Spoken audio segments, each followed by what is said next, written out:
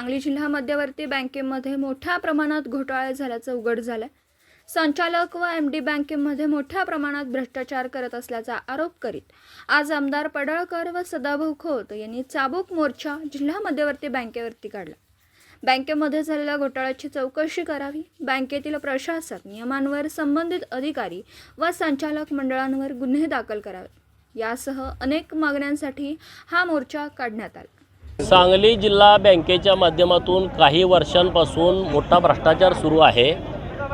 सहकार कायद्याचं उल्लंघन करून वेगवेगळ्या पद्धतीनं चुकीची कर्ज वेगवेगळ्या सहकारी संस्थांना देणं, ती बुडवणं आणि परत त्या संस्था बँकेनं गरज नसताना विकत घेणं आणि परत कोणताही करार न करता त्याच लोकांना वेगळ्या प्रायव्हेट लिमिटेड कंपन्यावरती त्या संस्था चालवण्यास देणं, असा शेकडो कोटी रुपयाचा भ्रष्टाचार हा बँकेच्या माध्यमातून सुरू आहे आणि तो 88च्या चौकशी अंतर्गत निष्पन्न झालेला आहे। आणि म्हणून आज आमची मागणी आहे सरकारकडं की तात्काळ हे संचालक मंडळ बरखास्त करावं, मागचं संचालक मंडळ आणि हे संचालक मंडळ यांच्यावरती गुन्हे दाखल करावेत, त्यांच्यावरती जबाबदारी निश्चित करून त्यांच्याकडून त्या सगळ्या कर्जांची वसुली व्हावी, कारण तो सभासदांचा पैसा आहे, शेतकऱ्यांचा पैसा आहे आणि त्यांना तुरुंगात टाकावं आणि एक चांगला प्रशासक अधिकारी हा जिल्हा बँकेवरती नेमणूक करावा, अशी आमच्या आजच्या मोर्चाची मागणी आहे। ज्या कारखान्याचा विषय तुम्ही समजून घ्या, त्या कारखान्यानं साखरेवरती कर्ज उचललं होतं आणि ती साखर बँकेच्या ताब्यात होती। बँकेला ती साखर विकून कर्ज भरून घेता येत होतं, परंतु बँकेनं साखर विकली नाही, कारण बँकेचं संचालक मंडळ, चेअरमन आणि अधिकारी यांना महाकाली साखर कारखाना बंद पाडून तो जयंतरावना द्यायचा होता आणि त्या पद्धतीनं त्यांनी तसं केलं। साखर जी योग्य वेळेत विकायला पाहिजे ती विकली नाही, परत ती साखर 25% दरामध्ये विकली आणि जे पुढं व्हायचं ते झालं। जतचा साखर कारखाना त्याचाही असाच प्रकार आहे। जतच्या साखर कारखान्याच्या बाबतीमध्ये आता लोकांनी कागदपत्र सगळी काढलेली आहेत, त्याच्या बाबतीमध्ये सुद्धा हायकोर्टामध्ये जायची तिथल्या सगळ्या शेतकरी सभासदांची तयारी आहे। दुसरा विषय, वसंतदादा कारखान्याला जे कर्ज दिलं ते त्यांनी त्यांच्या खाजगी लिमिटेड कंपनीवरती वर्ग केलं, तारण दिलं नाही बँकेला। तारण पहिल्या ज्या दिवशी कर्ज मंजूर केलं त्या दिवशी तारण दिलं नाही।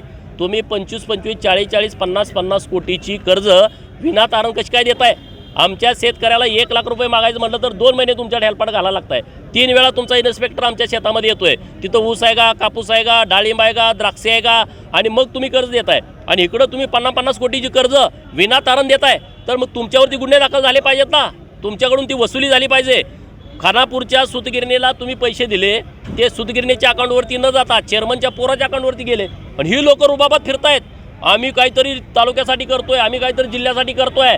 ह्यांचा जो खरा चेहरा आहे तो आता या जिल्हा बँकेच्या आजच्या मोर्चामुळं जयंतरावपासून खालीच, जयंतरावला माहीत नाही का इथं काय चालू आहे बँकेमध्ये? 400 पदाची भरतीला तर तुम्ही मंजुरी मागताय, 20, 25, 30 लाख रुपये दर काढलाय। अरे कशासाठी तुम्हाला द्यायची? जोपर्यंत प्रशासक मंडळ जिल्हा बँकेवरती येत नाही तोपर्यंत 400 पदाची भरती झाली नाही पाहिजे।